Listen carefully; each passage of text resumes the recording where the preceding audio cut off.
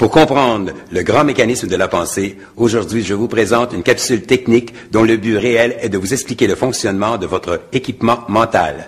Pour les personnes déjà initiées, cela confirmera vos intérêts dans la démarche. Pour celles qui en sont à leurs premières armes, ceci vous démontrera le sérieux de la démarche.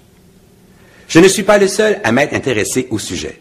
Beaucoup d'autres avant moi l'ont exploré, tels que Freud et Jung, sans oublier ceux qui on pourrait appeler initiés. Il existe une longue liste de ces personnalités, et cela à tous les niveaux, dont A. Graham Bell, Emerson, Marconi, le président des États-Unis, le plus grand, Washington, Einstein et plusieurs autres. Il y a le niveau de conscience, ce sont les ondes bêta. Ce qui se passe au niveau conscient de notre esprit a un effet majeur sur les deux autres niveaux. Il y a le subconscient, ce sont les ondes alpha.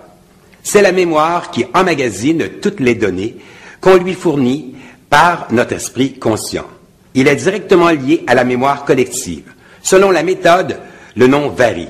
La supraconscience, les mémoires des mémoires, les grandes connaissances, les annales akashiques ou akasha, ces deux derniers mots sont dans certains dictionnaires récents. Il y a le surconscient, ce sont les ondes θ. Le fonctionnement du surconscient dépendra de la façon dont nous développerons les deux autres niveaux. Lorsque les deux premiers niveaux, le conscient et le subconscient, seront en harmonie, c'est-à-dire lorsque nous n'accepterons que des pensées objectives ou constructives dans notre schéma de pensée, il en résultera une énergie nommée succès.